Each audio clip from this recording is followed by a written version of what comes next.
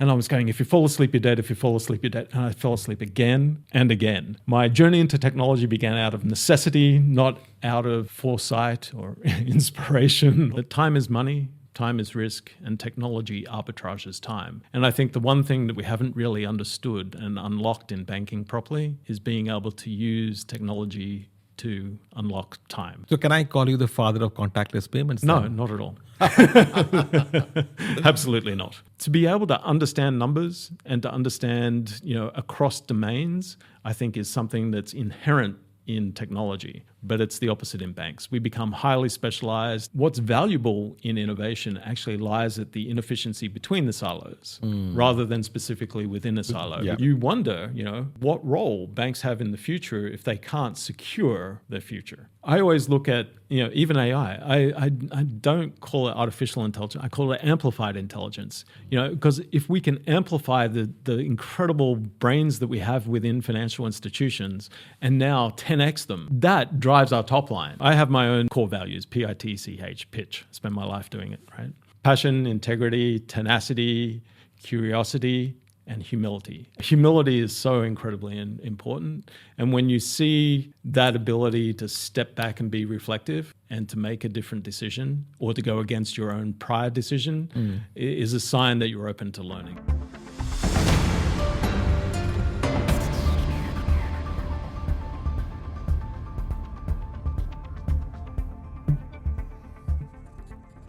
Welcome to another episode of Money Majlis, the fortnightly deep dive into banking, fintech, and the technologies reshaping financial services in the Middle East and beyond.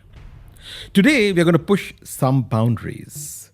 We'll talk about why most banks' AI programs still underdeliver, why so many corporate innovation labs quietly die, how quantum computing could reshape our industry, and what it really takes for boards and senior leaders to steer in an AI-first, data-rich world without losing the plot or their customers.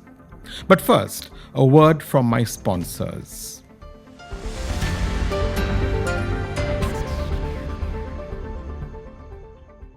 Fab Business Banking presents Money Majlis, a podcast shaping conversations on banking, finance, technology, and marketing. Visit bankfab.com to learn more.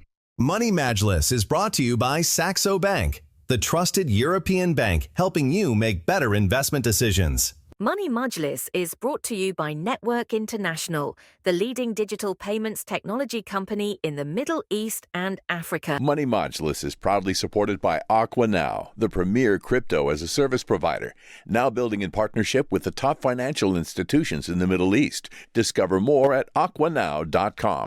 Money Majlis is proudly sponsored by WealthBricks Capital Partners Limited, the trusted, independent, and expert wealth management firm.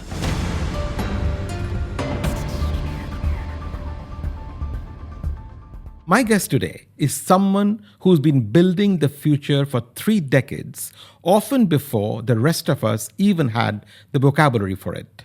Steve Monaghan is an investor, board member, and general partner based in Tokyo, and one of Asia's most respected voices on AI, data, and the future of banking and insurance. Steve has held senior roles in product, marketing, operations, innovation, and general management at global giants including Dell, Compaq, Citigroup, OCBC, Shinsei Bank, DBS Bank, Riyadh Bank, and AIA. Steve was on the startup team for Dell in Asia, helped Compaq become a leading consumer PC brand in India, developed one of the early mobile payment platforms at Citibank, built the consumer finance franchise at OCBC, led a major retail bank turnaround at Shinsei in Japan, and as Chief Innovation Officer at DBS, helped drive significant investments into AI, data, digital onboarding, and new platforms like Payla and Business Class. At AIA, Steve built the Edge Innovation Team and Accelerator, helped launch Hong Kong's first unicorn, pioneered blockchain and digital health, and founded GenLife, an AI-driven insurance company focused on shifting insurance from protection to prevention. Steve has also filed multiple fintech-related patents and continues to serve on boards and investment committees advising institutions on AI, digital transformation, and new business models. Steve Monaghan, welcome to Money Majlis. Thank you for traveling all the way from Tokyo and for taking time for this conversation in my studio. No, thank you very much for having me here, Suvo. It's indeed my pleasure. And Dubai is one of the places where I come to recharge my brain. So it's great to be here. So here's my icebreaker for you, Steve. How do you compare Tokyo with Dubai? They're vastly different, as you know. Dubai is the future of, I think, financial services and indeed the change in power from established markets to emerging markets. And Dubai is really stepping up in a way that Singapore stepped up, and I lived in Singapore for many years. I think Dubai is on a faster trajectory. And you contrast that to Japan, which unfortunately is an aging population, aging economy, very slow on technology. So it's a wonderful place to unwind and live. But if a place, to stimulate my brain, Dubai is the hotspot in the world. Silicon Valley, dare I say. Wonderful. I couldn't agree more with you, Steve. Steve, let me start with your career. Your career arc is, I would say, wonderfully unlikely. Commercial pilot to start with, then Dell's consumer push into Asia, Compaq's rise in India, and then deep leadership roles across banks and insurers across the world. When you zoom out, what is the through line that connects all these very different chapters in your life? That's a brilliant question that deserves a brilliant answer. I'll be unable to provide that, but nonetheless, commercial pilot, if you'd like to think about it, is about taking a piece of machinery and customizing yourself and learning about how to adapt to the constraints of that machinery. Yeah.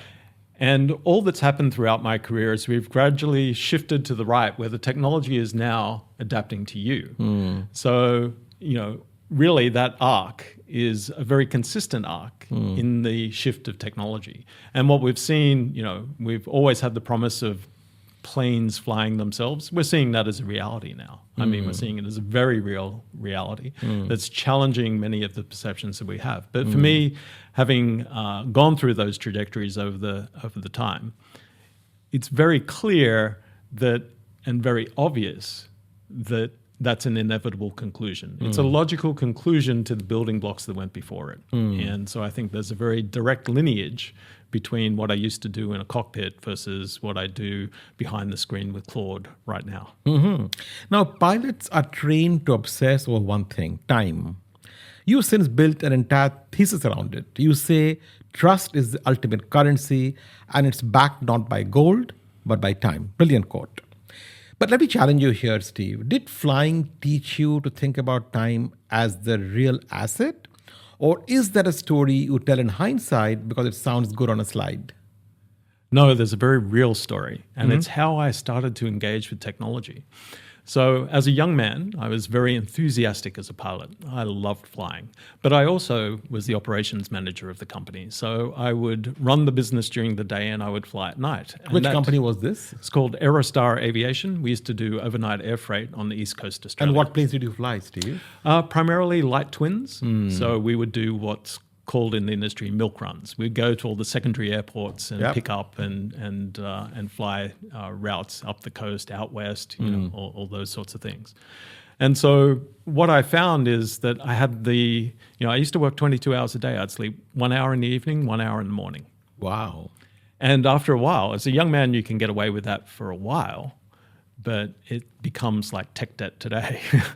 Eventually you find the need to have to find more efficient ways to manage the paperwork and all that sort of thing. So I taught myself a new technology at the time called a spreadsheet, Lotus 123. And I started to develop models that would enable me to be able to generate quotations instantly in something that would usually take hours and stretch over days to be able to get out to a customer. And through that process, it started to unlock the world of technology for me. So that was really my start with spreadsheets. And then I started teaching financial institutions how to use spreadsheets. Then I started building models in the software industry that people would build front ends around. And the logic models were, in payroll and time and attendance and all those sorts of things were my underlying logic models in spreadsheets. So, and that's continued. I developed Dell's first forward-looking pricing models, et cetera, et cetera, et cetera, and it's played a huge role in everything that I've done ever since. Now, of course, I'm changing that trusty old spreadsheet into Python, and that forms the foundation of where I focus today. And I hope you sleep more than 2 hours a day now. So I did, to tell a story, one night, I only flew freight, so there were no passengers involved, but I fell asleep on descent 3 times one night. I was so tired. And I literally, when I woke up, there was just such adrenaline rushing through my body that my extremities, my fingers, my toes, everything ached from this adrenaline rush. And I was going, if you fall asleep, you're dead. If you fall asleep, you're dead. And I fell asleep again and again. And I ended up waking up just above what's known as circuit height to come in and join and do the loop and into the airport.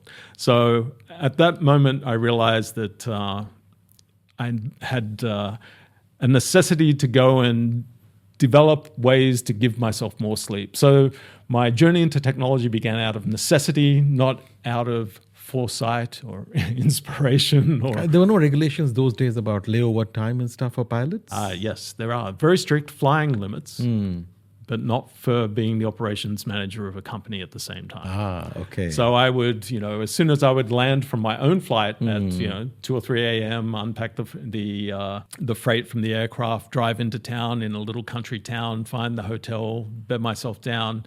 An hour later, the pilots doing the morning runs up the coast would be radioing in to let me know that they're, on time or any sort of operational issues. Well, I hope your company paid you enough to do those hours.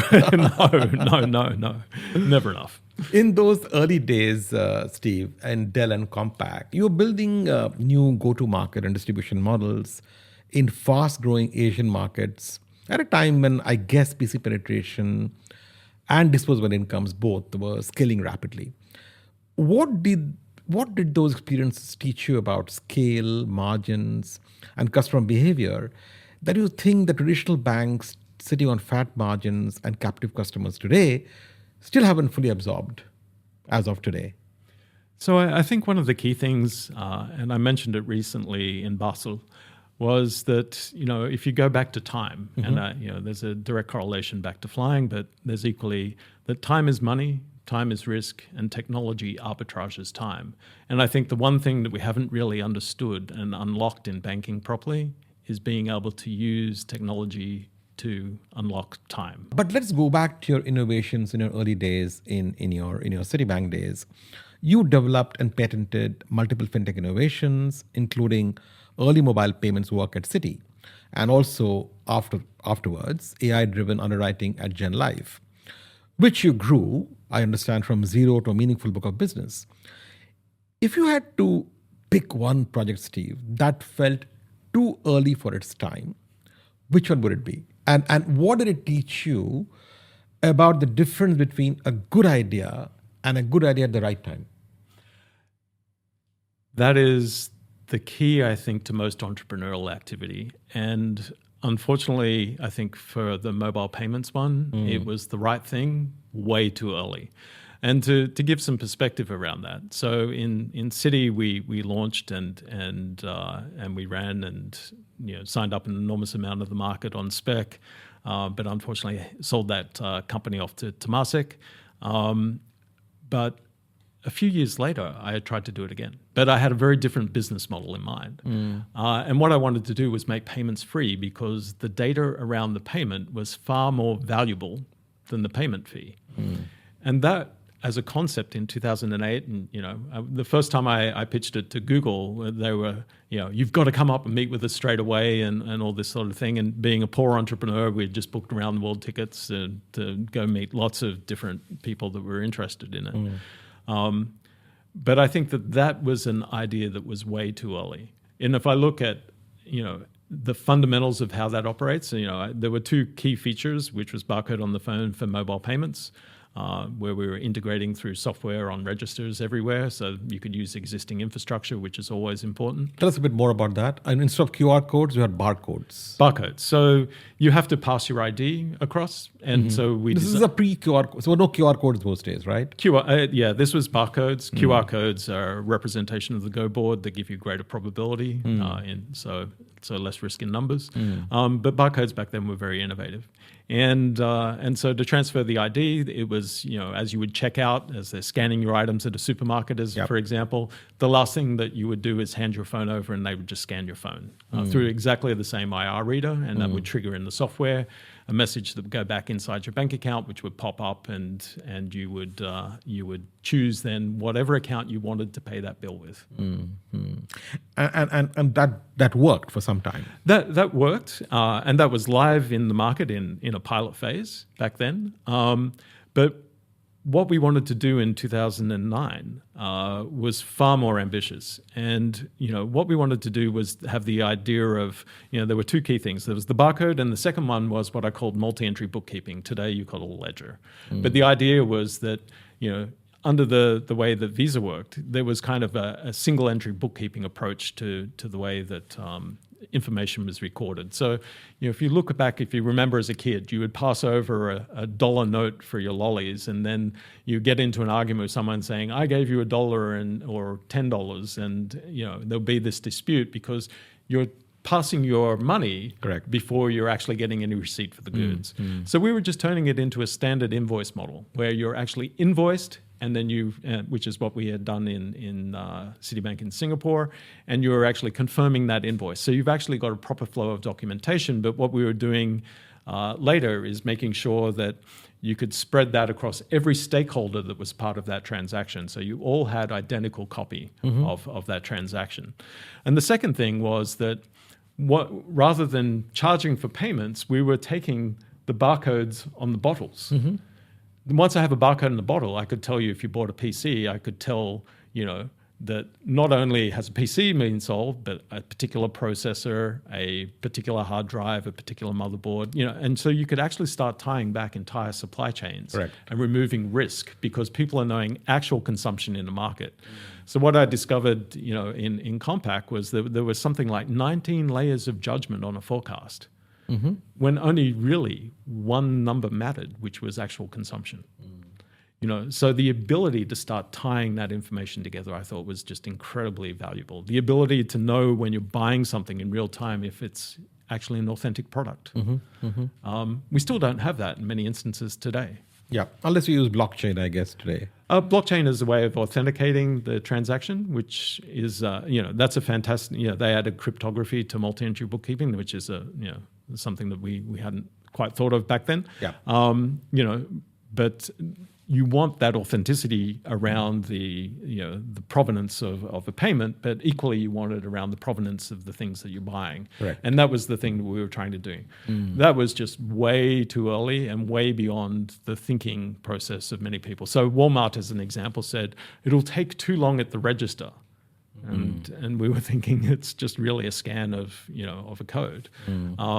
But that was an argument we weren't going to win because convention and the way that people thought, they weren't conditioned to understand that level of new back then. It was just something that we're finding, time and time again, that people, behavioral change is the most difficult thing. The technology is easy. The behavioral change, that is something that needs to have very strong incentives on the consumer side. So you must be happy, Steve, to see that you were the precursor, really, of the QR code system that's ubiquitous in the world today, right? It's a similar technology, just that it's improved to a QR code, right? But what you're describing is exactly what happens today. No, absolutely. Yeah, in China and India and multiple markets across the world. My ex-wife is Chinese, and she always says to me that, I invented WeChat, and I would never claim that. But the reality is, I always look at these things as inevitable conclusions. So it's not about being smart. It's just about having that logical view of where things are going to end up. And I'll give you an example of that. So as part of this process, when we were trying to file patents back in 2009, I was actually in discussions with the Thai government around creating what we today would call central bank digital currencies. So we actually had those conversations back in 2009 because it made no sense that you would collect tax later and, go through all of these other, spurious processes. But at the time when we filed the patent around what I called directed payments, which said that, a child you give access to money to would be able to only use it for textbooks and lunch, not for games. Because if you're identifying the barcode on the product that you're buying, you can start distinguishing where you can apply money. Interesting. At the same time as we were filing that patent, Bank of America was filing something similar. So, there's nothing unique about the way I think. It's something that many people think about, but few action, because it's a logical conclusion of where things are headed. So can I call you the father of contactless payments? No, then? not at all. Absolutely not. Steve, you worked in India, Singapore, Japan, Hong Kong, the Middle East, and beyond, right? Yeah. When you look at those markets side by side, what are the biggest cultural and structural differences that global leaders underestimate when they try and transplant a successful financial services business model from one region to another? It was something that I learned at Dell very early in the piece, and that is that, often whenever we go into a new country with a new idea, the first answer you get is, no, you don't understand, it's different here. Correct. This is the absolute first thing everywhere, right? And then I learned to finally understand that no is the answer when you don't know, K-N-O-W. Correct. Right? And that our job as entrepreneurs is a subset of no, which is now. So our job is to turn no to know, the thinking no, into now. And, the moment we focus on that process, so we changed it. It used to be that you would buy a technology, you would put it inside a bank, and then you'd try and work out how to use it, like, Siebel systems and all this sort of thing. And it ends up that it's not suited for your business, and you would write that off, and the learning was, don't do that again. We changed the model. We went at DBS. We went from capital to venturing to learning. We went to learning, venturing, capital, and so we would start teaching people, Moore's law, Metcalfe's law, Kreider's law. Understand what's driving technology. If I say that, what's driving AI today, it's basically very similar forces. Moore's law, Metcalfe's law, Kreider's law.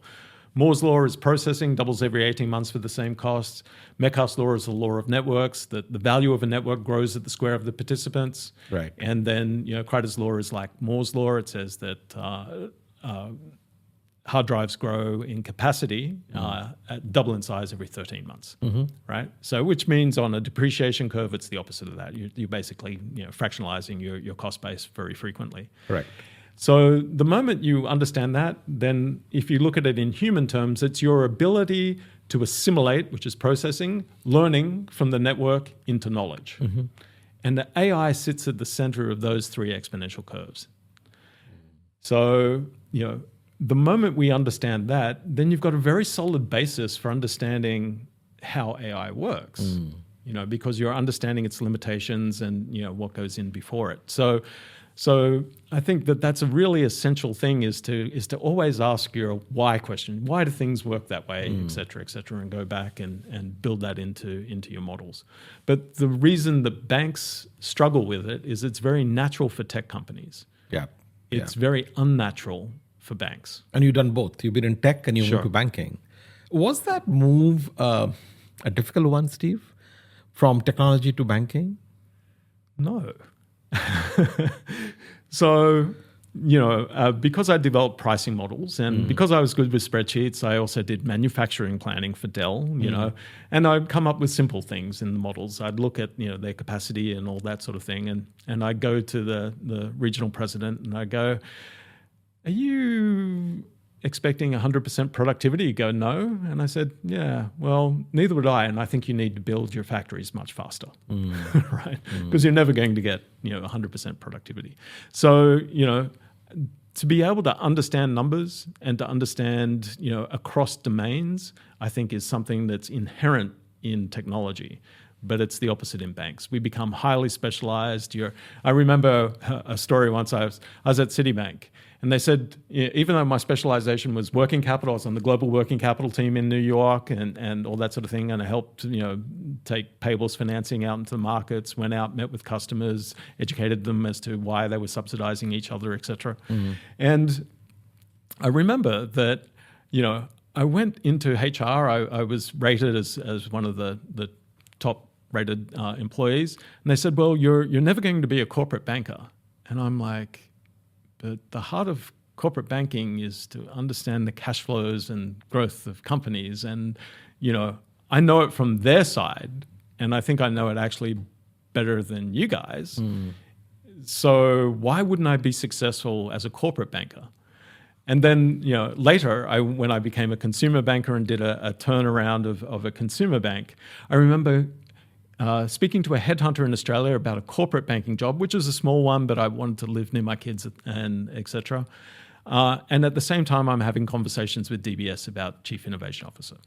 And on one, they're saying, for the corporate banking job, they're going, oh no, he's just a consumer banker, because my last job was running a consumer bank. And then Piyush at DBS is going, no, he's just a corporate banker, right? So the idea of being able to understand across the horizontal side, I think across industries, I've worked in many industries, once you understand that business is business, and stop, burying yourself in a silo and start understanding the connectivity, because, what I always think, and when I began at DBS is, what's valuable in innovation actually lies at the inefficiency between the silos rather than specifically within a silo, because you have very smart people that really know their stuff. You often have pretty good systems that actually operate, but where they fail is in their connectivity to reality, which generally spans multiple silos. So bankers need to move from a vertical mindset to a horizontal mindset. 100%. And look at exactly what AI is. Yeah. Now, there are specialist models, and granted, you focus that specialization for sure, and you can achieve much better results with that focus because you have better quality over data and knowledge, etc. But by the same token, if you can't connect them, you really have narrowing your market very significantly. So on that point about horizontal versus vertical, imagine, Steve, a sharp 25-year-old banker listening right now to our conversation and wants your kind of career across tech, finance, and building things. Now, forget the LinkedIn platitudes.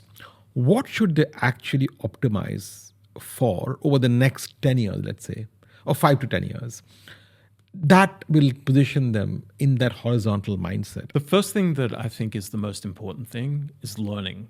And when I moved from the aviation industry into the technology industry, first I worked for a software company, but I remember interviewing at Dell because I'd come from the software industry now. And it's like I went through this line by line, very rigorous, let me put it politely, interrogation of every element of my CV by a particular leader at Dell at the time. And he asked me this series of questions. I answered it and told what we'd achieved in a very short period of time. And he got to the end of it, and he was so frustrated. And he looked at me and he said, damn, you're Dell material, right? And he hired me, right? Because his expectation was I was limited to being either aviation or software, right? Now all of a sudden, and he had actually said to me as the final question in the interview, he said, why should I hire you when I can get someone with 10 years of experience? And me being me just said, if I had 10 years of experience, I wouldn't be applying for this job, right? And then that was when he exploded, right? So, but I remember about 3 months after starting at Dell, I was sitting there at 11 o'clock at night, pricing, the Dell's portfolio of products. And I remember just thinking, oh my God, I've oversold myself. I'm really out of my depth because it was such a complicated process. So instead of falling prey to that, self-pity, I went and read every finance book I could get my hands on, right? And then I rebuilt the models, integrated them all, and not only integrated them, which made them efficient, built-in checks so I could tell when the accountants had made mistakes. Then I built in capabilities that would enable me to forward price, which was unheard of in the industry at the time. So I would understand that Intel were dropping their prices mid-month. So if I could price partway between retail today, the way everyone else priced, I could price below that and still yield superior margins by actually manufacturing and delivering the product later. And when we did that, of course, all of my competitors would ring me up and go, "You're selling below cost." And I'm going, "Just look, we're the most profitable PC company on the planet. Go figure," right? And they just didn't understand, again, time value of money, right? So, my advice to a young person is go and, never take defeat at face value. All it is there are the opportunity to go and learn something new. And I would repeat that. I wanted to understand marketing. I read every marketing book I could get my hands on. Then I wanted to understand PR and being able to spin a story. I read every PR book that was worth its while. So I continued to do that. And it's easier than ever today to get access to that level of knowledge. But tell me, don't you think our education system and our cultural mindset focuses on verticals rather than horizontals? We all want to be, are you a doctor, are you a lawyer, are you a corporate banker, are you a credit card person? So we perpetuate this thinking that you must be a specialist in a certain occupation, as opposed to, are you a generalist, manager, leader? Am I right? Very true. So I think there is a role for specialization. And if I point to my own specialization, I'd say it's actually around working capital management, though I'm never listened to for that. But, in technology, I'm an investor in quantum computing, so I read everything I can on quantum computing. I understand everything in all those, that I try and apply knowledge to, right? But self-taught, right? Self-taught. So I didn't actually get an MBA until I realized I was in the rare air at Citi as a vice president, and I was the only guy without an MBA. So I did it out of interest. I don't think it helped me in any way, shape, or form. But what it did is it expanded my thinking, and that was a breath of fresh air. So that was valuable for me.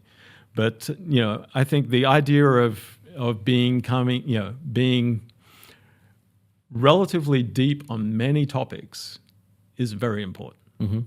The T-shape is what is talking about, right? Yeah, because it's how do you learn that horizontal side, right? And then have something where and again, it was great advice from a manager at Dell. Once I got there, and he said, "You've got to be the authority on a particular topic. You've got to be the go-to guy when the market's going crazy about something. There's got to be something that they run to you for." And I think that's probably one of the best pieces of advice that I've ever received. Excellent. Steve, we'll now graduate to the topic of AI. And I was reading one of your recent presentations to an international audience of bankers where you described the current wave of AI as an earthquake, something that is already shaking the foundations of business models, and quantum computing as the coming tsunami that could radically accelerate that change. When you use that phrase, AI earthquake and quantum tsunami, what exactly are you trying to wake leaders up to? Action. So to give you a very clear view, if you understand technology well enough, you'll understand that it increases in power and veracity every year, right? It just gets better and better and better, and this is an exponential curve. So it's inevitable that you'll be able to start amassing large amounts of logic building capability. So as AI, as we started predicting the next word, we started to applying that to lots of different fields. And now, of course, as the amount of compute that's being generated in the world, the amount of data centers and all this sort of thing, obviously it's going to get better and better and better at understanding the logical evolution. I don't actually buy the intelligence piece, honestly. I think what it's doing is it's becoming incredibly knowledgeable, but it can't deconstruct its data. Its data is what feeds it, and inside its data is legacy from the past which remains buried, which constrains it. So we've always got to be aware of the constraints of technology. But, so it's inevitable that AI would start cracking certain types of encryption, right? Absolutely inevitable. So when Mythos happened, and I think there was an article this morning just talking about that the NSA itself was hacked. But it's inevitable that's going to happen. What we didn't understand was the timing of it. And we didn't understand that there would be acceleration. So now if you look at the quantum computing side of that, my message in those talks to the central banks was that, now we know quantum computing's coming. It's real. It's been proven on real cases. There's really good application, particularly in financial space, right? Yep. Many good applications. And there was a white paper that came out, I think, a couple of weeks ago. Not a white paper, but a research paper about a 10x approach to specific areas of AI by a new startup that would actually improve its veracity. And so it's inevitable you will see these, improvements in specific spheres continuously. And the problem with quantum computing is that I'm watching in many, many different areas, from material science to the physics side of it to, all sorts of input areas into what makes quantum interesting, software, etc., growing and with 10x changes here, there, and everywhere. So you naturally anticipate that these timelines are going to change. So NIST said, hey, you've got to be ready by 2030 on core, and then aim for general by 2035. And then all of a sudden, Google moves their date ahead of everyone else. Correct. 2029. And it's probably not the last time they move it forward. Because why? Because now you're seeing this incredible amount of compute and AI helping resolve some of the issues, in all of those fields. Correct. This is accelerating it. So you've got to look at these things are highly dynamic. And that, even when we were developing, I ran the product groups for Dell and Compaq. And, we would shoot for things that seemingly impossible with today's technology in our roadmaps. And yet we consistently deliver because they were kind of inevitable conclusions, and you knew you would accelerate on certain vectors. So it's a very similar sort of scenario. So for me, now, if you look that it takes 5 years for a major institution, to do a quantum, PQC transformation, post-quantum cryptography transformation, 5 years, most financial institutions haven't started. So that puts them now, 2 years beyond the, Google date. That's not to say that that's going to happen on that date, but the risk against it, and we're in risk management business as banks, now starts tipping into dangerous territory. Yeah. And do we want to take that risk? Do we want, anyone to think that the technology industry has better security than the financial industry? Because then that will decide where they fly to in the event something goes wrong, right? And so, banking for me, if I look back and look at it at an industry level across tech, banking, and et cetera, you wonder, what role banks have in the future if they can't secure their future. And when you spoke to the central bankers recently about this, Steve, what was the reaction? Are they worried? Are they scared? Are they concerned? What is the reaction? I don't think they're worried and concerned enough. I think certain people within that framework, definitely, and had some very interesting conversations.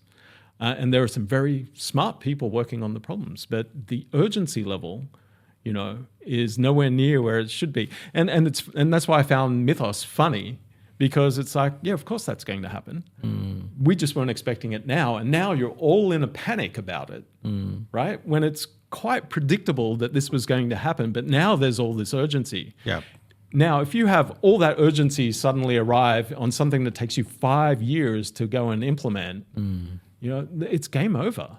Yeah. It's like leaving the front door open and going on a 5-year holiday and coming back and hoping everything's, going to be in order. It's just really not. Why would you take that risk? And yet, Steve, you're quite blunt that most corporate AI initiatives are still AI theater. Lots of pilots, dashboards, and press releases, but very little measurable P&L impact. So from what you're seeing from your vantage point, what are the top reasons you think banks and insurers consistently fail to translate AI into real commercial outcomes. I mean, your old shop DBS could crack it. They claim a P&L impact of close to $1 billion. Why are other banks failing? Because I think it comes back personally to strategy. We're in business to create an asymmetric advantage and grow the top line. And yet, most AI initiatives are squarely focused at how to deliver productivity improvement, right? Which is fair. You've got to do both. But are you giving equal attention? Are you, is what going, if you're just after cost reduction and becoming more efficient, everyone is playing that game. That's not going to create you some sort of market asymmetry and asymmetric advantage. You've got to look at how you create value. And for me, understanding that value and creating value for your customers off the back of that is where the real game is. How do you actually start using AI for what it's designed for, which is optimization problems? And particularly when you get to quantum, that's truly when you get to optimization problems. So that's for me an exciting future. I should be looking at how do I deliver that asymmetric advantage? How do I create that? And how do I create new products and services that fit that gap? Rather than, okay, well, let's AI automate the call center. I get it. For me, that's housekeeping, but that's not what's going to drive your business success. So you're saying it's a real business model redesign. How do you acquire more customers? How do you price risk? How do you allocate capital? How do you manage operating costs? All of that is what AI should do, and not just optimization of costs. Absolutely. So we're going back to exponential curves, right? What is cost reduction? It's a diminishing curve, right? So why would you go and place all your bets on a diminishing curve and compete for less and less and less and less? When the real game is about how do you really grow and take advantage of the exponential curve that's in the market? How do you start getting rid of the silos in banking and create a continuous customer experience? And let me give you an example. And I'll keep the bank anonymous, but we went out and we used a well-known company to go and really understand customer behavior. And what we found was that we had customers that were, ultra high net worths, that had private banking relationships, that owned many companies, and that, had many, many relationships with the bank. That's exactly what you want, right? So, but, back in the day, each of them had a specific security key and password. And that person would have to have 20 or 30 of these things. So, all of the security that was designed by the bank was designed to, protect the bank, each individual siloed function in a bank. But what is authentication? It's about proving a particular person's right to transact, which meant that either the customer was schizophrenic, or we were, and it turns out that it was the bank that was schizophrenic. Right. Because we hadn't designed it to really think about, well, how do you get more out of that relationship and simplify and make it easier to do business with for the customer, to bring more and more business and create more and more value for the customer. That's where we should have been focusing. But you should have heard the debates. It was quite incredible. Most banks today are racing into generative AI for customer service, for software development, for marketing, internal knowledge management.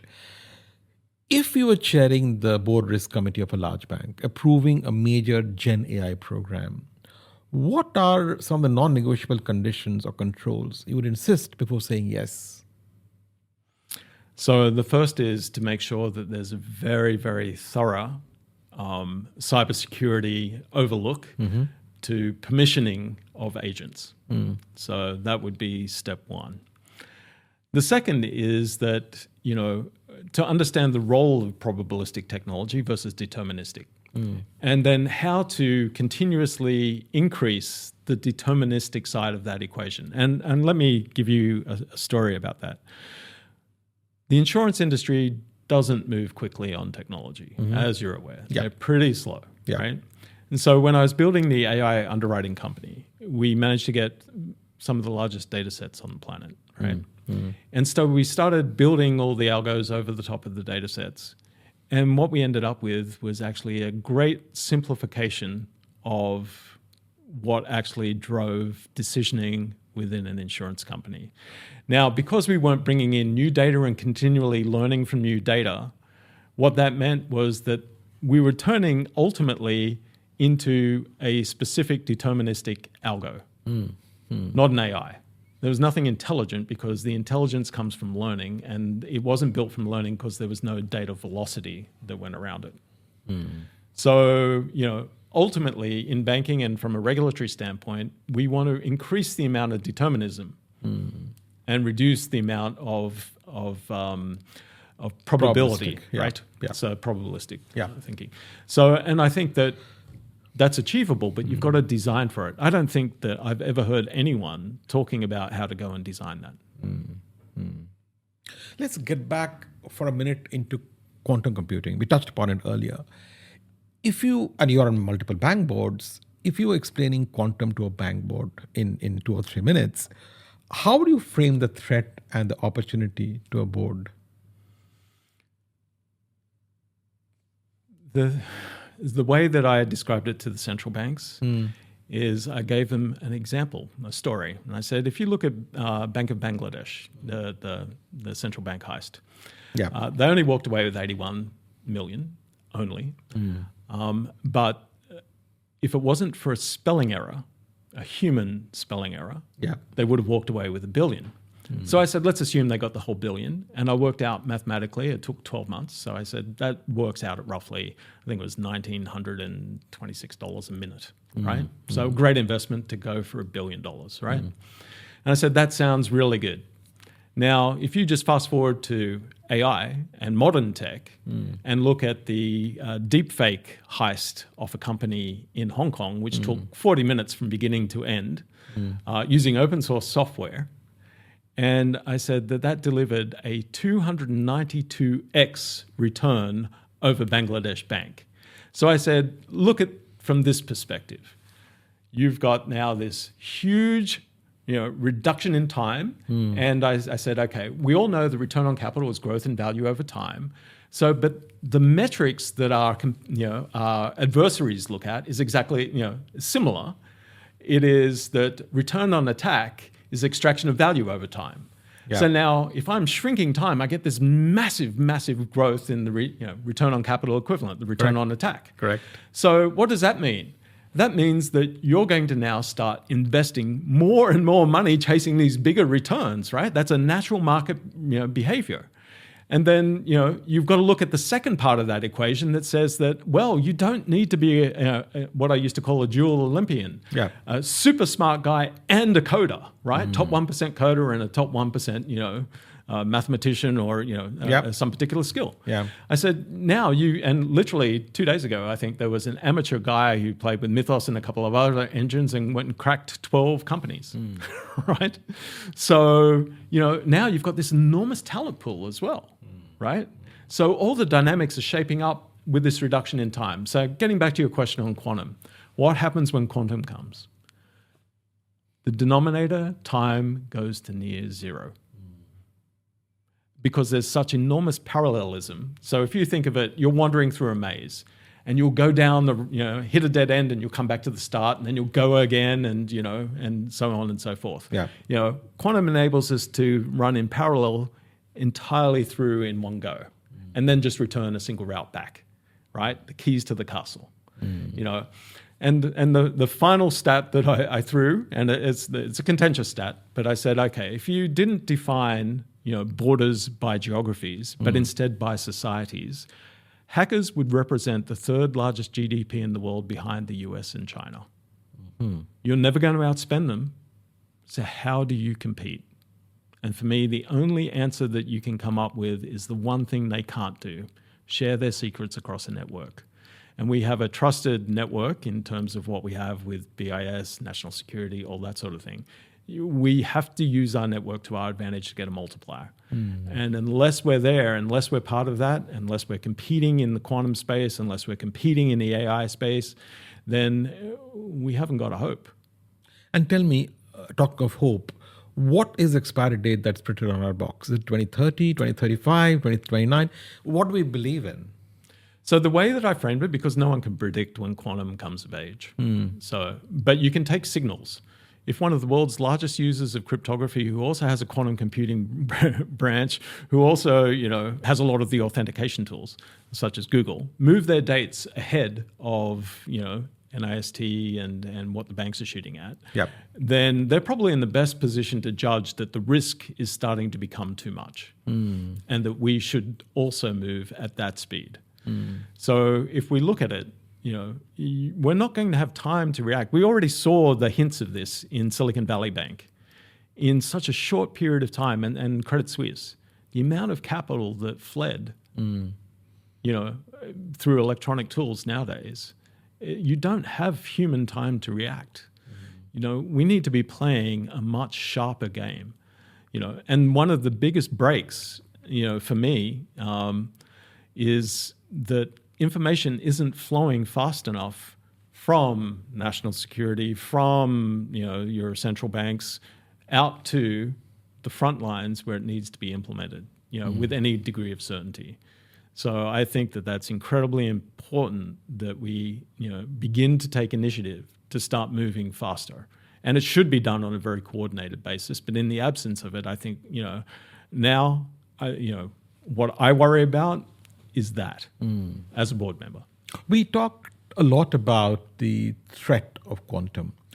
What about the opportunity, Steve? I mean, if you look at a typical universal bank with business and retail, SME, wealth management, corporate banking, and markets, which are the top 2 or 3 use cases that you believe will be the most impacted positively when practical quantum capabilities arrive?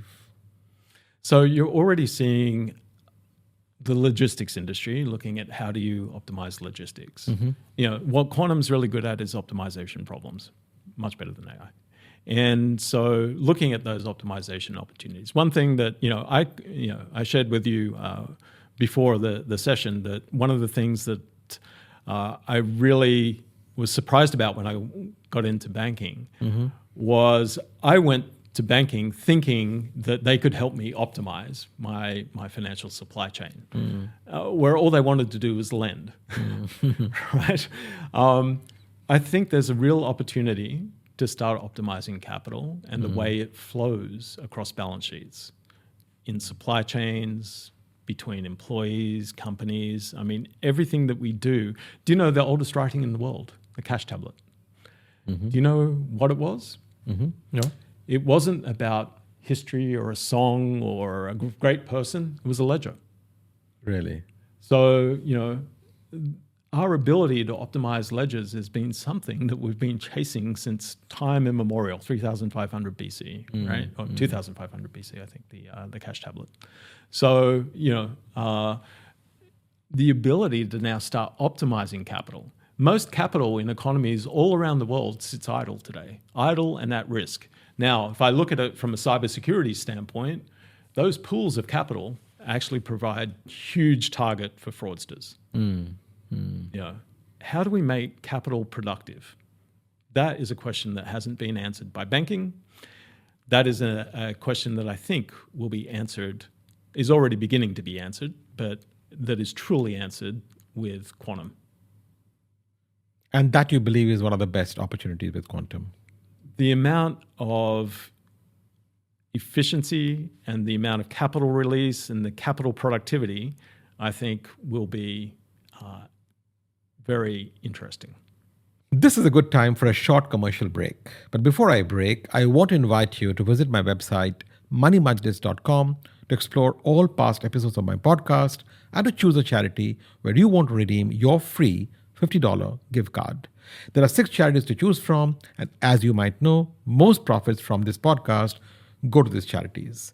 My guest today, Steve Monaghan, has chosen to donate his $1,000 Money Majlis gift card to Dubai Cares. Dubai Cares, as you know, is a UAE-based global philanthropic organization with a vision to break the cycle of poverty through education. Thank you, Steve. We'll see you shortly after this commercial break. Running a business means you have to make countless decisions every single day, some small, some risky, yet all pave the way to your success. That's why you need a seamless business banking app. that doesn't just react, it anticipates. From digital account onboarding, effortless fund transfers, smart payroll and utility payments, easy digital service requests, exciting rewards and benefits, and long-term tailored solutions, the Fab Business Banking app gives you everything you might need, anytime, anywhere. The Fab Business Banking app, the one app for you. In Money Majlis, we talk about making informed money decisions. With Saxo Bank, you get access to global markets from a single advanced trading platform. Stocks, ETFs, Forex, CFDs, commodities, and more. With research and tools right there in the platform, it's easier to make sense of what's moving the markets. Learn more at home.saxo.me. Money Majlis is brought to you by Network International, the Middle East and Africa's fintech and digital payments champion. We make businesses happen and economies prosper by simplifying commerce and payments. Trusted by over 250 banks, fintechs and telcos, and 240,000 merchants in over 50 countries. We move fintech forward. The financial world is changing fast. Institutions need to meet the growing client demand for crypto financial services, but they need a battle-tested platform to build upon. AquaNow is a leading crypto financial services platform, powering incumbent institutions to launch crypto brokerage, payments, and remittance services for their clients, securely and at scale. Be part of the transformation. Visit aquanow.com today. Your wealth deserves an approach built for tomorrow. Welcome to WealthBricks Capital Partners Limited, where wealth is structured, preserved, and grown through trust. Our approach is holistic and covers private wealth, asset management, and corporate finance. Your wealth deserves more than legacy. It deserves foresight, clarity, and confidence. WealthBricks Capital Partners Limited, an independent and expert wealth management firm, regulated by the DFSA. Welcome back. My guest on Money Majlis today is Steve Monaghan, a Tokyo-based investor, board member, and a general partner, renowned for leading AI, data, and digital innovation in banking and insurance. Steve, as Chief Innovation Officer at DBS, you helped drive significant investments into AI, big data, payments, SME platform, and digital onboarding. DBS went on to be recognized globally as a leading digital bank, at one point the number one digital bank in the world. Looking back, what were 2 or 3 design choices that made DBS's innovation program stick instead of becoming another innovation lab that fades away after a few years? I think there are a few different drivers of that. Mm-hmm. The first actually comes back to the people in the bank. I've always had the view that talent lies within. So it's really about empowerment and giving people access to the tools to take advantage of that power that you're giving them, and to displace, fear with knowledge. And I think the most important thing we did at DBS was, I teamed up with the head of HR talent management, a guy called Tom Pedersen, and we drove programs to start educating, from we ran information sessions for the board. We ran like TED Talk equivalents and bringing in phenomenal speakers. I had an advisory board, which, I can't describe. You couldn't get hold of these people today. I had Amazon's chief data scientist at the time, globally. I had the CEO of LinkedIn for Asia Pacific. I had the CEO of a telco. I had Samsung's head of innovation. All these people to teach us about the environment around us, so we could work out what to do. Right? How do we move at their speed, and start taking advantage of those tools?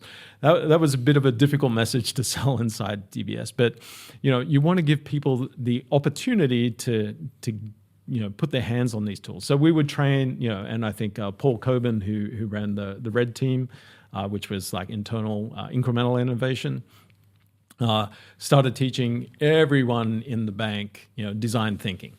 Fantastic, right? And later that turned into Python and, making sure everyone in the bank, lawyers, everyone can understand how to use these tools so they don't fear them, they take advantage of them. I always look at, even AI. I don't call it artificial intelligence. I call it amplified intelligence. Because if we can amplify the incredible brains that we have within financial institutions and now 10x them, that drives our top line. Whereas anyone can drive a cost reduction. Don't come into work tomorrow. We can do a bot for that. That doesn't take a lot of intelligence. How do you capture the intelligence of an organization and focus it outward to creating value? And I think that DBS started that process. I remember one of the things that I really admired and valued Piyush Gupta from, I'm sure I can imagine him smoking if he is listening, was that he was a leader that was very demanding, and he would say no, and quite emphatically. And then, me being me would just go and do it anyhow. So, I remember having a specific discussion around being instructed not to do something and then going away and doing it, and then, making a significant amount of money in the first couple of months, and then it becoming the strategic advantage of DBS. And I'm independently told that it's now one of the core drivers of DBS. But, But for Piyush to be able to turn no into no, K-N-O-W, and into now, I mean, that's the mark of a leader, is someone that can change their position because they've learned something. And I really admire Piyush for doing that, and he's done it obviously time and time again. Piyush Gupta was on an earlier season of the podcast, a guest of mine here on the show, and he was absolutely amazing in the wisdom he gave my audience. So I have a lot of respect for Piyush, who I've known for many years now. But it must have been a great time to work in those early days of DBS, turning a very sleepy, I would say, government-owned bank into this dynamic digital force. It is. But if I give the perspective of the innovation team, and I think this is a really important thing, I have my own core values, PITCH, pitch. Spend my life doing it, right? Mm-hmm. Passion, integrity, tenacity, curiosity, and humility. And the final one's super important. If you're not humble, you can't learn, right? So, and I would tell everyone that's worked for me in DBS and AIA, I said, it's quite a soul-destroying role that they're in. It's great that you get to create these great things, but you're succeeded when someone else tells you it's their idea. And I said, that's actually the outcome you want. You want them to own it, because then it's actually taken, it's grown roots within its organization. And so, I've had people, I specialize in working capital. I've built spreadsheets that I've continued almost as a hobby to build for my entire career. And I had someone come and present me back my own spreadsheet, going and saying it's theirs. They made it look different and branded it. And I just looked at them and I said, just beware on page X, on tab X, that, just beware of this number. And I said, but fantastic. So you want that. You want to see it flourish, and the best way to see something flourish is to make it someone else's. I love that pitch rubric you just talked about.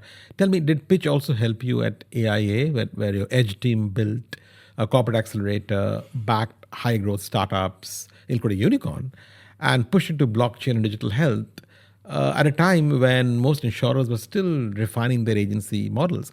What surprised you most when you tried to inject a startup mentality into a very successful, high regulated incumbent insurer like AIA? So firstly, Mark Tucker, I have tremendous respect for. And Mark is a man of principles, and he's a man of incredible business insight. And, but the night before we launched the AIA accelerator, I get this urgent call from the COO, and it says, you need to brief Mark on this accelerator. I said, I'm not spending any money. I've managed to negotiate it for free, the whole thing, and we're just going to do it, right? I said, no, you've got it. And so Mark asked me for what the metrics were, and I said the number one metric is to make sure get as many people from within the organization engaged behind it, so they understand what's happening in the market. And then I ran through some other metrics. And Mark became the biggest supporter, and he was, I also understood his constraints too. He'd built a phenomenal franchise. He had empowered all the countries to act locally rather than moving at central speed, and that's a fantastic thing. And you can't complain about that. It's a really good thing. But the constraint back on how do you innovate was that technology only works when it scales. If you're not building for scale, you're never going to learn fast enough to sustain the growth of that technology. So, and to hit its cost curves and all those sorts of things. So that was a very, for me, insurance was it was a great learning experience. It was a difficult thing, and to try and get that momentum. I mean, we were lucky with the AIA accelerator. We ran a kids accelerator, which actually became a bit of a globally reported phenomenon at the time. And we were ranked the #1 corporate accelerator in Asia Pac, and #4 globally, which was quite strange. But all of that's possible because we harnessed the enthusiasm of the organization. And for me, in innovation, ultimately, that's what matters. But can I share a story? Sure. So not in AIA, in another institution where I have run transformation. I remember, a lot of resistance from a particular business unit inside that inside that institution, and they didn't want to deal with me at all. So I would literally go out to vendors. I would whiteboard with them and come up with things that I thought we needed as an institution. And then I would get them to go in and pitch and say that they had pitched to me and I didn't understand it because I'm an idiot, and to go directly to that group and go and sell it. And they would actually buy it and move forward with that innovation. So innovation's not necessarily a direct path to ownership or to, claiming to do something. It's to actually get it done. And there are, you don't have to be seen to be doing it to be successful. Interesting. I agree with you entirely.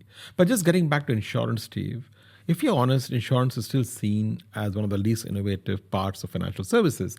I mean, think about complex products, rigid processes, long policy documents, and often, as you all know, very, poor customer service, if not very poor customer service.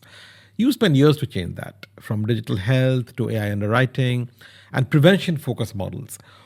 Why do you think genuine innovation in insurance has been so slow and patchy compared to, let's say, consumer banking or consumer payments?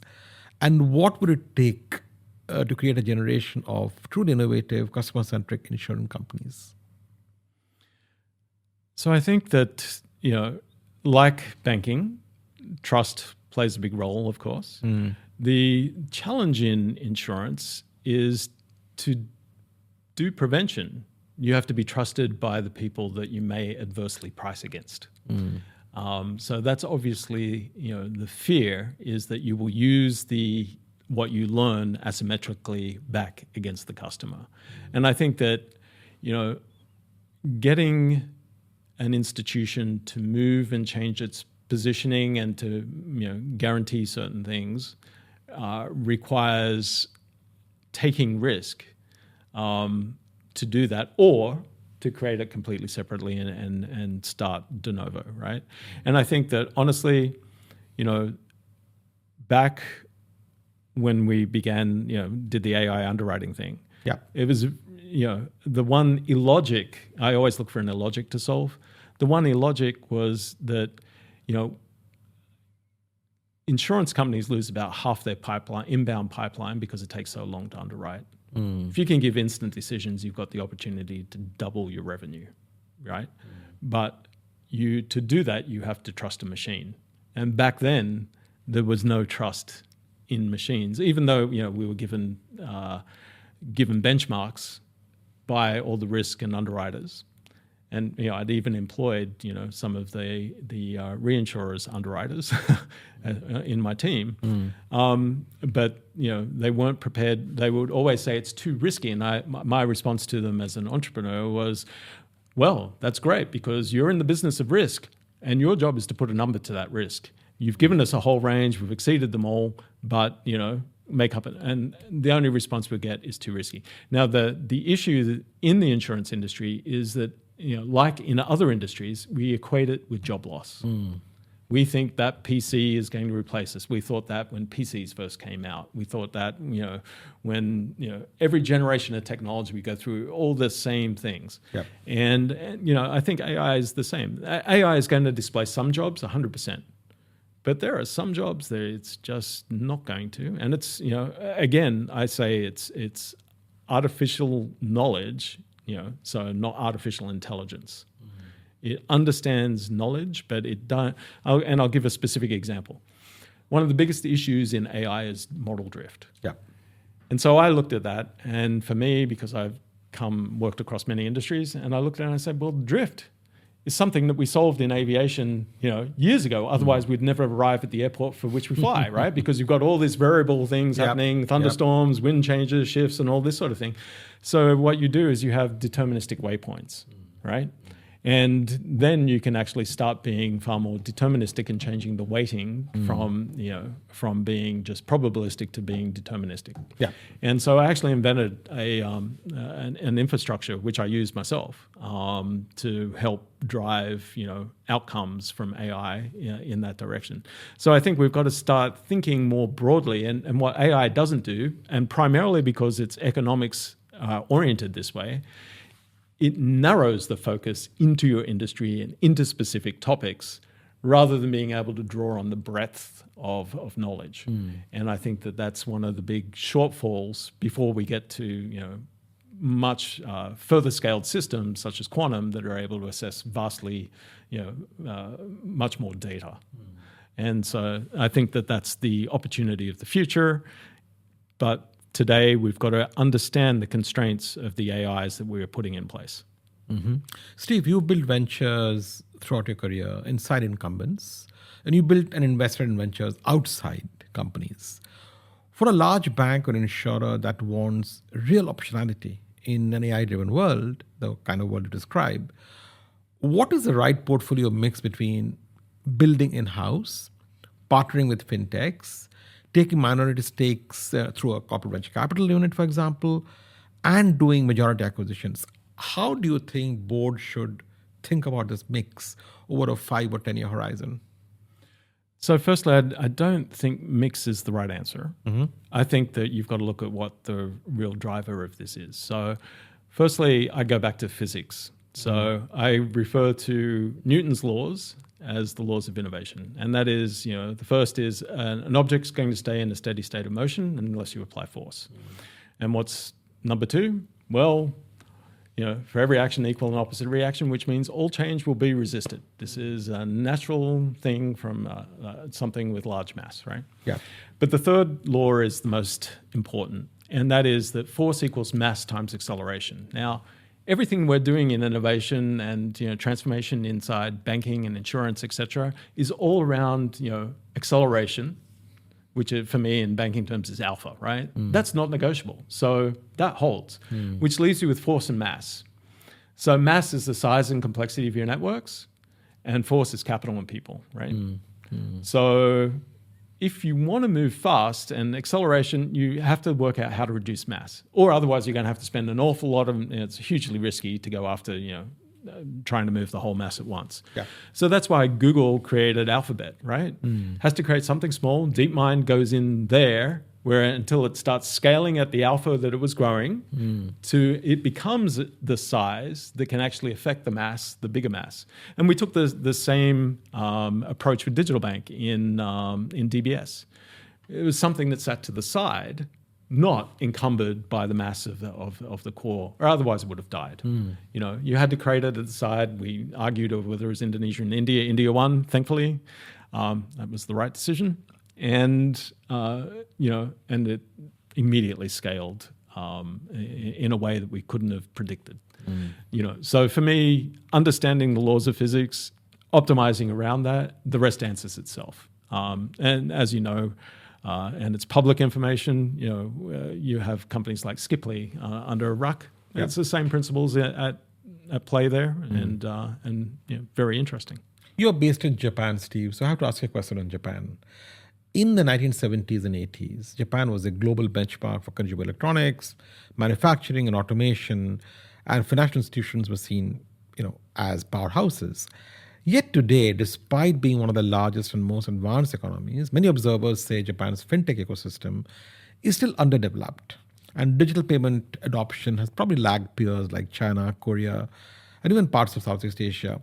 From your vantage point in Tokyo, has Japan lost some of that magic touch in financial innovation, or is the story more nuanced?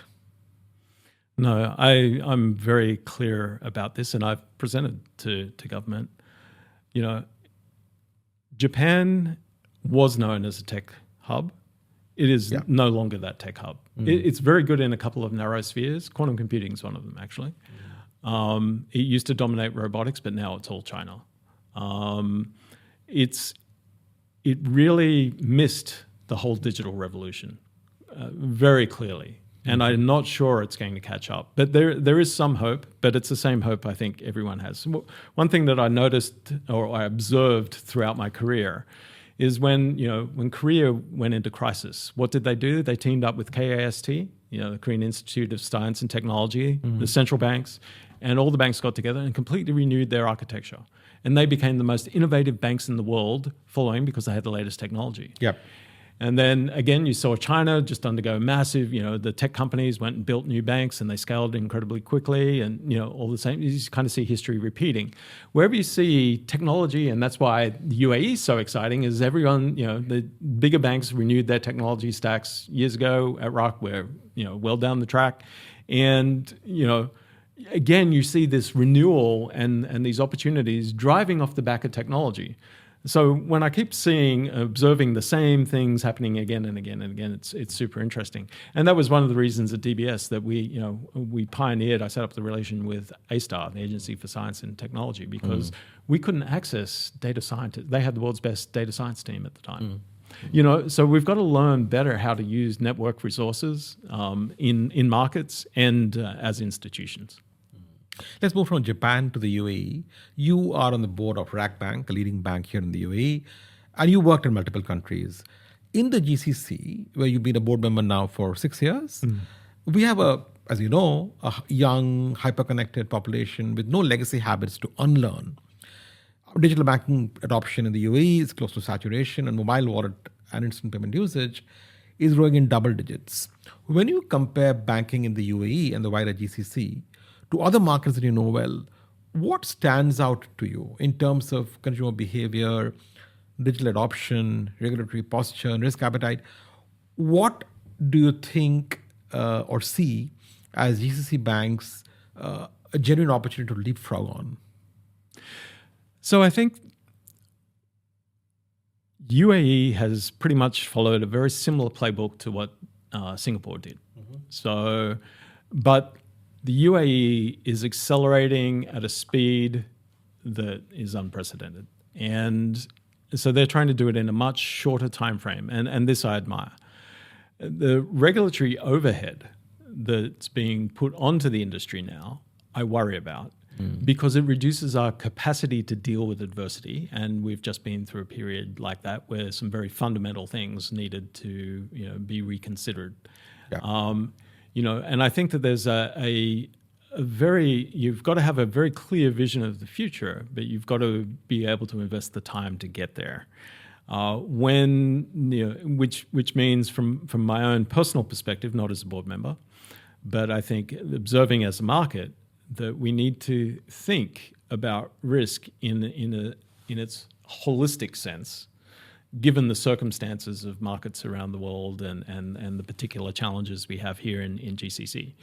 So, I think that we've got to strike the right balance there. And we need to not only just do all the hygienic things, which is largely what's being done today, and we're all playing with AI, but I think we've got to also look at next generation models and how do we really transform the concept of banking and take it to a new level.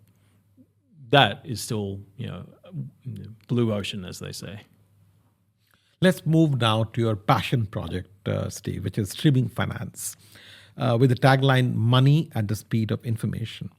I went to your concept paper where you describe today's batch era system, monthly salaries, 30 to 90-day invoice terms, monthly mortgage interest, tax remitted every quarter or with some kind of a lag, as quietly handing the time value of money from the people who earned it to whoever holds the float.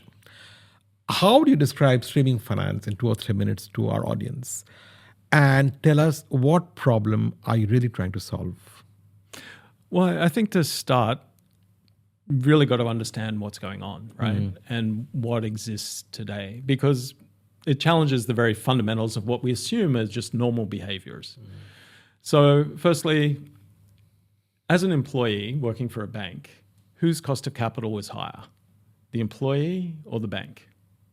And who gives credit to who? Now, today, employees give credit to their employers, right? So if I'm working for the bank or the government, I'm funding their cash flow. Does that make any sense to you? No. Right? It's crazy. Why does an SME with a very high cost of capital give credit to a government contract? Why? If velocity of money important, do you think? Yeah, of course. Right. So why, when you sell something and you look at peak return on capital, on the day I finish my services, I issue my invoice, but yet my money sits idle on someone else's balance sheet for 90 days, right? Why? Does that make any sense?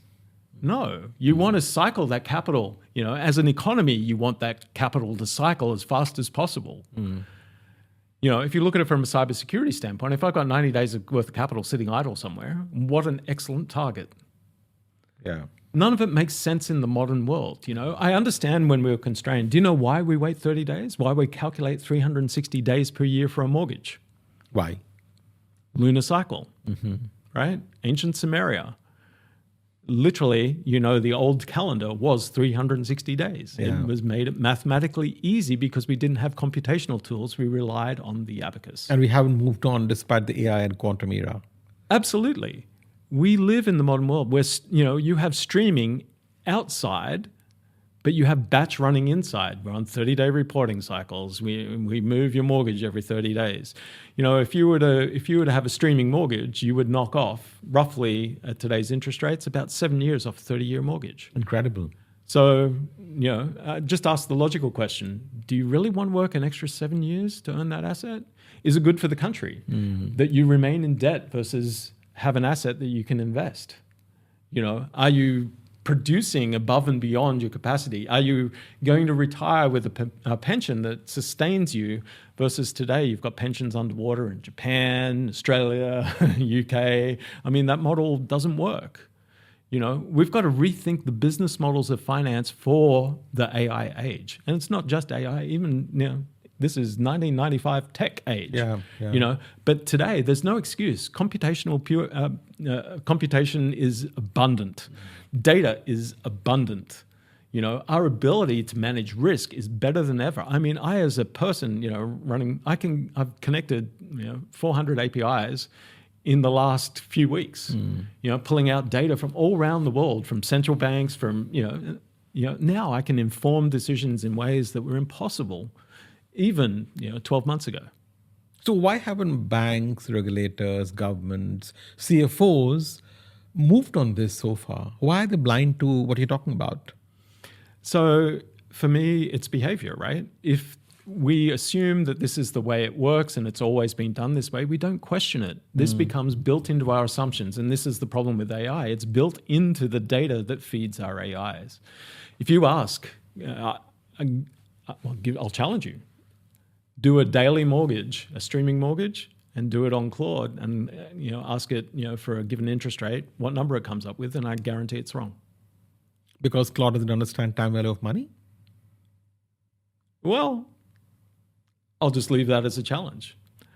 I had a real issue with Claude and AI in general, I think a few months ago, because I realized it didn't understand time. Really? So how do you calculate anything if you don't understand time? So it's very good at existing things, 30-day mortgage, of course, fine, perfect, all that sort of thing. But ask it for a daily mortgage. And then ask yourself, as bankers, do we really care about income or do we care about cash flow? We base everything off income. Let me give you a simple example. You get paid $10,000 a month. How much do you earn per year? $120,000? Right. Okay. So do you earn the same every month? No, because the number of days is different every month, right? Right. So you actually earn 10.7% more per day in February than you do in March or January. Correct.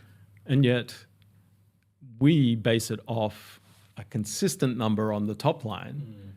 So inherently the variation around the mean is inefficient. What does AI do? For me, it's the sum of the variance. That's the promise of AI, and that's the promise of computer, is to capture that sum of the variance and to be more efficient. So are we being efficient with money if we can't even do those very, very basic things? I understand that, Steve, but if you look 5 to 10 years out, what does a streaming finance architecture actually look like in practice? Who owns the rails? What role do banks play? And how does this shift the economics? So I honestly, in 10 years, 4 years ago, we didn't know what GPT was. 10 years now is not a horizon that you can make those decisions. I see that what's happening with central bank digital currencies, and you're seeing that in different formats, and you're seeing a completely different scenario in the US. I think that the way finance is structured is going to be radically different in 10 years, but I couldn't tell you how.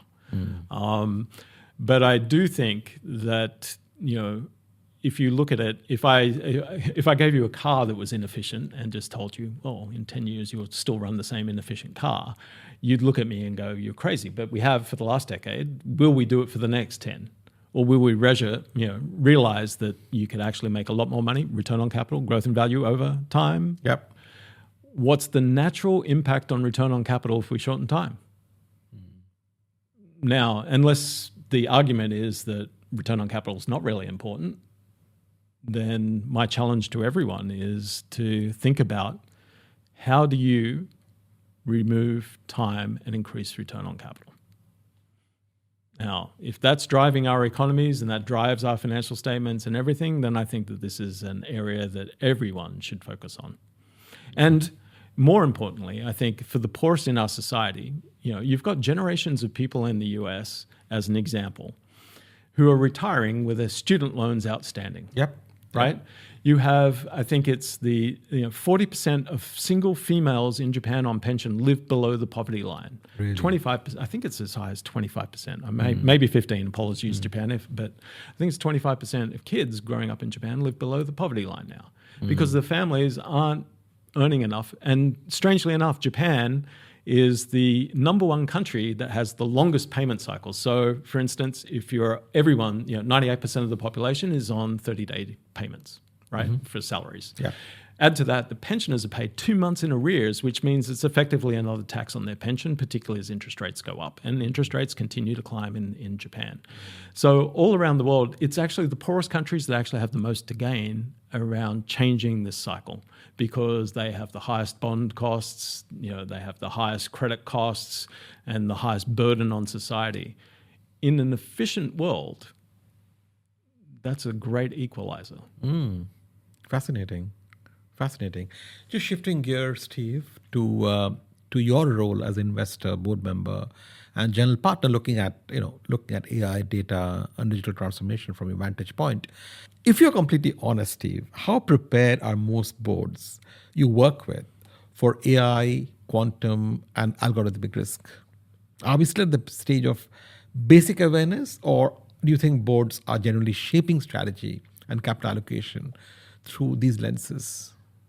So I think that there's a couple of answers to that question. The first is, we have people that are good at finance on boards. We have people that are good at risk. We have people that are good at credit. We have a lot of, traditional board roles with traditional skills. Yet a majority of our banking actually occurs through technology now, and yet with very poor technology coverage at board level. I think that we don't have that problem at Rock, fortunately, but I think that that's a general assumption. I've seen it in many markets. So I've always had this view from a governance standpoint that you can't make a decision on something at board that you don't understand. So we've made it and I'm sure no one will mind me saying, because I've repeated it at many institutions, we run learning days for the board. right? So, how can we make a decision on whether we support, stable currencies or crypto unless we understand the risks that we're undertaking, right? And understand them truly as a technology. So we get experts in and we run days where we focus on education, right? Make sure that we're all comfortable with what we're learning. The same thing we did at DBS. When we wanted to learn cybersecurity, we'd bring in absolute specialists on it. We wanted to understand data. Of course, we grabbed Amazon's chief data scientist. You bring in people that can actually start transferring that knowledge where you're now in a position to say yes confidently to make a decision around, directions that you're taking. And that occurs in any field, So, understanding financial statements. I was shocked many years ago. There was a study in the US that only 15% of people could read financial statements. Really? For boards. So maybe this was 10, 15 years ago, but you wouldn't accept it, right? So, and neither should we accept without a similar understanding of technology where you're in a position to judge and make a proper decision around it. So I think it's important to have the right skills on boards, and I think to run programs, because things are evolving so quickly in technology and with quantum coming that we really need to understand the risks that are involved with those technologies.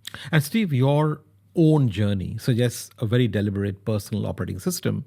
You repeatedly chosen roles in boards and elsewhere where you were effectively the change agent in a conservative institution.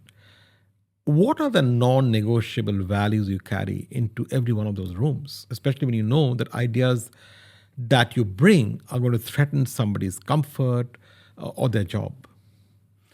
So, threatening someone's comfort for me is we should be uncomfortable because our world is moving so fast, and being uncomfortable is an inspiration to learn, right? And to fill that gap. And I think that we've got to foster that desire to learn.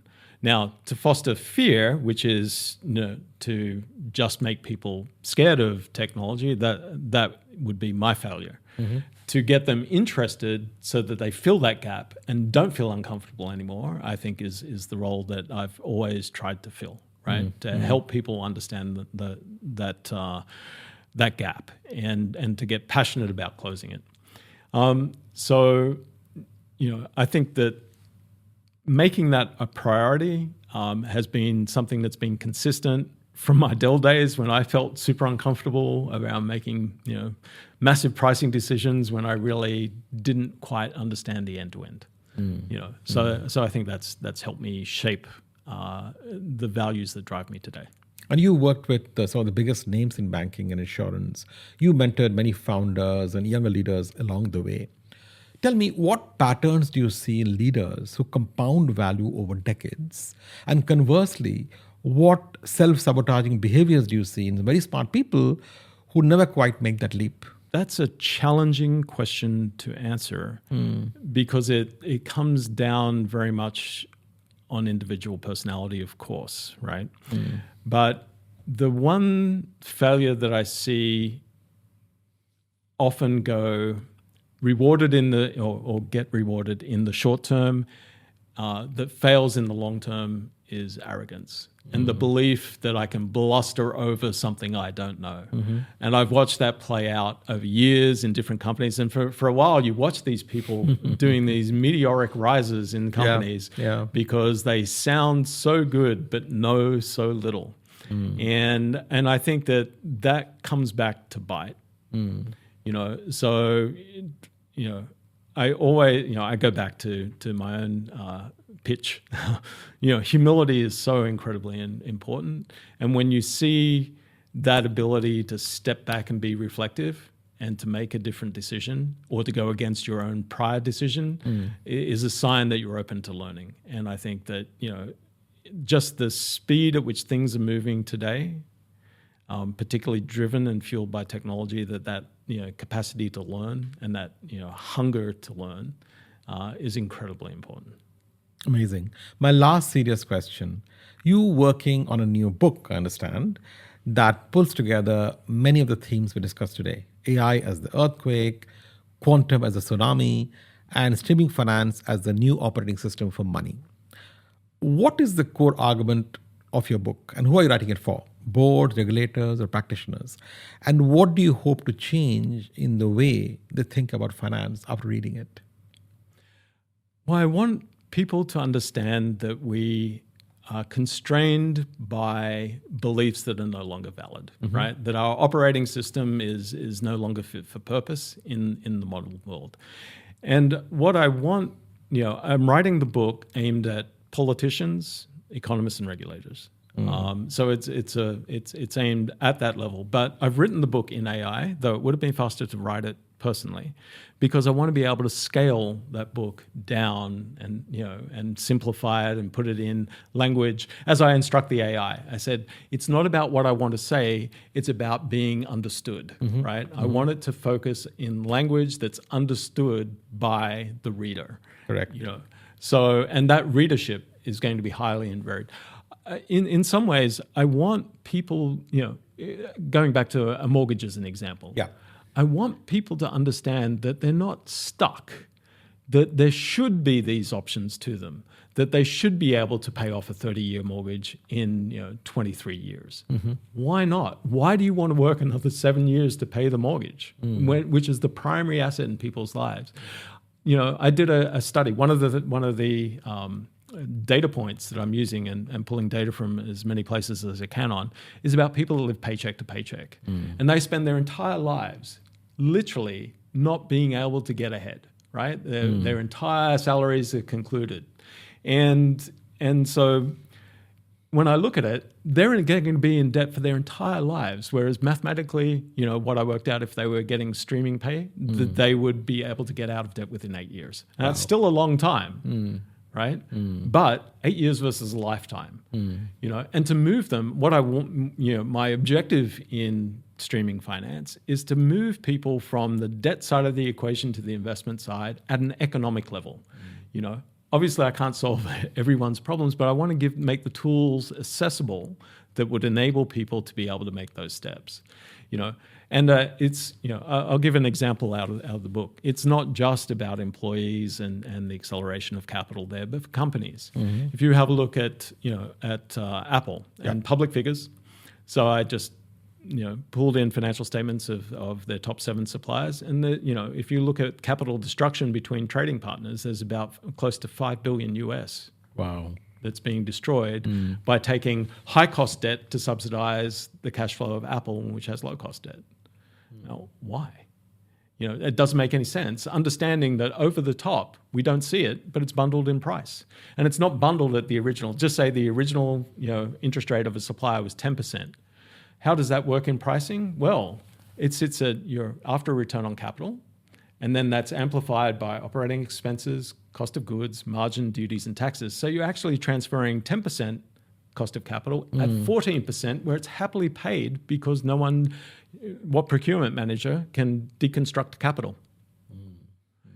So the systemic effect of it compounding across supply chains is massive. What I promised the Japanese government when I met with, I had quite an extended meeting with a bunch of different ministries, was that it's the equivalent of improving GDP 20%. If you were to start looking. So real and material, right? And, if you look at aging populations in most of developed Asia and Europe and now with low immigration in the US, it'll start happening in the US, that if you're going to sustain your economy, you need to get multipliers. AI is a multiplier, absolutely. But so is being able to get more, a more efficient GDP. Interesting, very interesting. So when can we expect the book, Steve? As soon as I am 100% sure of all of the mathematics. So I've built checks on checks on checks, as I've always built spreadsheets, and I'm wanting to connect to more data sources and APIs, etc. Only from trusted institutions, of course, and governments and BIs, etc. Because I want to be able to give examples that resonate with the particular audiences that I ultimately want to reach. I want, the average person to understand that they don't have to live a life in debt, and to make that information and understand how it works in a way that's accessible to them. So, for each of the stakeholders, I'll produce different versions of that book. So I'm starting, and that's why I've invested in making AI write it, not me. So it's easier to scale. But it's actually more complicated to try and train the AI to overcome some of its biases to the status quo. Amazing. So, Steve, we now arrive at the final section of this podcast, which is a rapid fire round. Okay. I ask you 10 rapid fire questions. You have 5 seconds to think, 10 seconds to answer, and the first thing that comes to your mind. So no overthinking. Okay. Okay, starting now. First thing you learned as a pilot that still helps you in board meetings today. Don't crash. One corporate buzzword you would happily ban for a year. AI. Really? Because to say it without understanding it is just using its buzzword bingo. In the same way I hated crypto. Interesting. A bank or insurer anywhere in the world that you quietly admire right now, and why? I admire some of the new pioneers in banking from a digital banking perspective.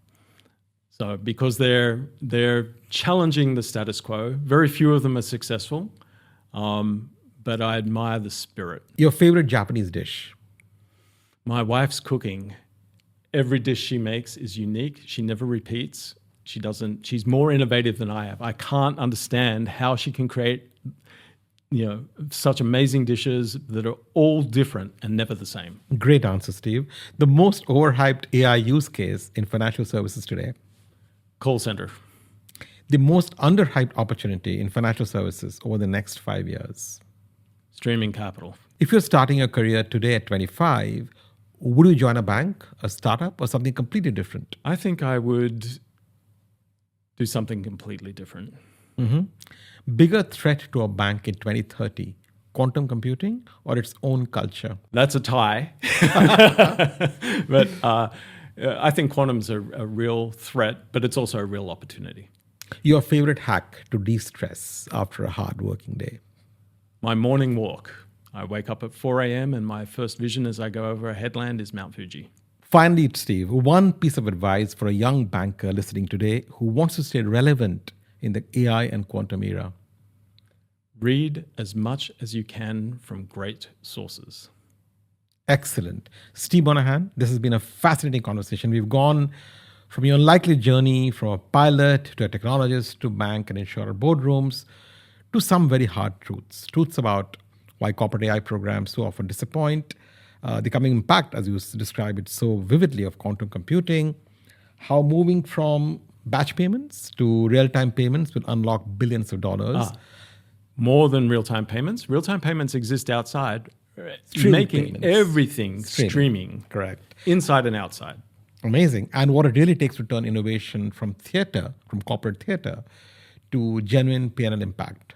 Steve, thank you again for joining us today on Money Majlis and for being so candid with your insights and your stories. Any last comments? Sometimes we just have to do rather than talk. Excellent. Fab Business Banking presents Money Majlis, a podcast shaping conversations on banking, finance, technology, and marketing. Visit bankfab.com to learn more. Money Majlis is brought to you by Saxo Bank, the trusted European bank helping you make better investment decisions. Money Majlis is brought to you by Network International, the leading digital payments technology company in the Middle East and Africa. Money Majlis is proudly supported by Aqua Now, the premier crypto-as-a-service provider, now building in partnership with the top financial institutions in the Middle East. Discover more at aquanow.com. Money Majlis is proudly sponsored by WealthBricks Capital Partners Limited, the trusted, independent, and expert wealth management firm. Listeners, you heard that. And if you enjoyed this episode of Money Majlis, please follow the show on your favorite podcast platform, leave us a rating, and share this episode with a colleague who will benefit from this conversation. And please, please, please visit my website, moneymajlis.com, to get your complimentary $50 gift card for a worthy cause. This is Money Majlis, and I'm Suvo Sarkar. This episode is produced by Abdullah Ghanem and distributed by Hani Muhammad. My studio is Podster, and my sponsors are First Abu Dhabi Bank, Aqua Now, Saxo Bank, Network International, and WealthBricks Capital Partners. Till next time, ma salama. Stay well, stay curious, and do good.